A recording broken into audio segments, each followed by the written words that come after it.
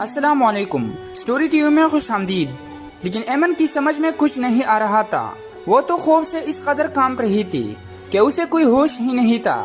صبا اسے کمرے میں بٹھا کر چلی گئی۔ اسے کسی نے پانی اور کھانے تک کا نہ پوچھا تھا۔ اس کا گلا خشک ہو رہا تھا۔ اسے پانی کی اشد ضرورت تھی۔ اس نے صبح سے کچھ نہیں کھایا تھا۔ بھوک کے مارے اسے چکر آ رہے تھے۔ کافی دیر کے بعد سکینہ کو احساس ہوا تو ایمن کے لیے کھانا لے کر آئی۔ لڑکی کھانا کھا لو، تم نے صبح سے کچھ نہیں کھایا۔ ہم بھی انسان ہے، ظالم نہیں ہے۔ ظلم تو ہمارے خاندان کے ساتھ ہوا تھا، پر خیر اب احساس برابر ہو گیا۔ سکینہ بیوی کے جانے کے بعد اس نے نوالا منہ میں لیا تو زندگی کا احساس ہوا۔ بھوک بہت بری چیز ہے۔ کھانا کھانے کے بعد اس میں کچھ توانائی آئی۔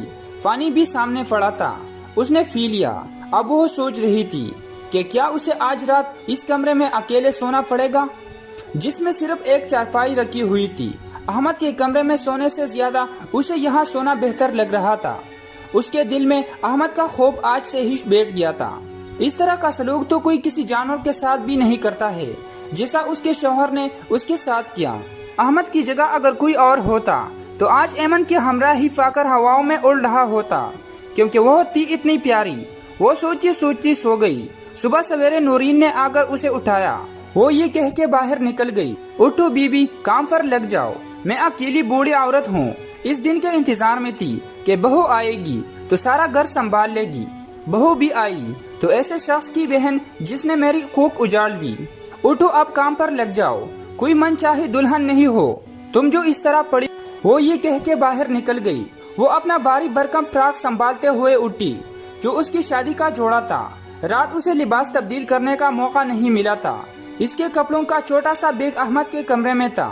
اب اسے ہر حال میں یہ لباس تبدیل کرنا تھا، کیونکہ اس بھاری بھرکم جوڑے کے ساتھ وہ کام نہیں کر سکتی تھی، اور اس کام کے لیے اسے احمد کے کمرے میں جانا تھا۔ وہ یقیناً اس وقت سو رہا ہوگا۔ ایمن بے حد خوفزدہ تھی۔ وہ اٹھی اور آرام سے اس کے کمرے کا دروازہ کھولا۔ کمرے میں اندھیرا تھا۔ تھوڑی دیر بعد کھڑکی سے آنے والی ہلکی سی روشنی میں بیگ نظر آ گیا۔ احمد بیڈ پر سو رہا تھا۔ وہ آرام سے چلتی ہوئی بیگ تک آئی۔ اس کی پوری کوشش یہی تھی کہ احمد کی نیند خراب نہ ہو۔ اگر وہ جاگ گیا تو ایمن کی شامت آ جانی تھی۔ اس نے آرام سے بیگ اٹھایا اور کمرے سے باہر آ گئی۔ دل میں شکر ادا کیا کہ احمد کی نیند خراب نہیں ہوئی تھی۔ وہ بیگ اٹھا کر واپس اسی کمرے میں چلی آئی جہاں اس نے رات گزاری تھی۔ اس نے ایک جوڑا نکالا اور پہن لیا، پھر باہر آئی جہاں گھر کے باقی افراد چائے پینے میں مشغول تھے۔ وہ ان میں سے کسی کو بھی نہیں جانتی تھی۔ نورین اس کی ساس ہے، وہ اتنا جان گئی تھی۔ باقی دو لڑکیاں بیٹھی ہوئی تھی اور ایک لڑکا اور سکینہ جو کہ اس کے شوہر کے چچی تھی۔ اس نے اسے کہا، جھاڑو اٹھاؤ اور صفائی شروع کرو۔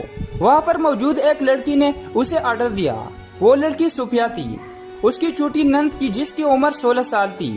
میں صفائی دیتی ہوں، چائے پینے کے بعد اگر چائے نہ پی تو میرے سر میں درد ہو جائے گا اور پھر مجھ سے کوئی کام نہیں ہوگا، ایمن نے ڈرتے ہوئے کہا۔ پیچھے سے احمد بھی آ گیا۔ اس نے سن لیا، کوئی ضرورت نہیں ہے چائے پینے کی، صفائی کرو۔ اس کی دوسری نند عافیہ بولی۔ احمد آرام سے چلتا ہوا باہر چارپائی پر آ کر بیٹھ گیا۔ اس نے ایک نظر میں ایمن پر ڈالی۔ وہ اب گلابی کاٹن کا سوٹ پہن ہوئی تھی۔ چہرے پر میک اپ کے مٹے مٹے اثرات تھے۔ سیاہ لمبے بال ایک شانے کو جھول رہے تھے۔ اس کی سب سے خاص بات اس کی گنی پھلکی تھی جو اوپر کو مڑی ہوئی تھی۔ اس کی جیل سی آنکھیں اور گنی پھلکیں اس کے چہرے کا سب سے نوٹ کیا جانے والا حصہ تھی۔ دے دو چائے اسے، احمد نے کہا۔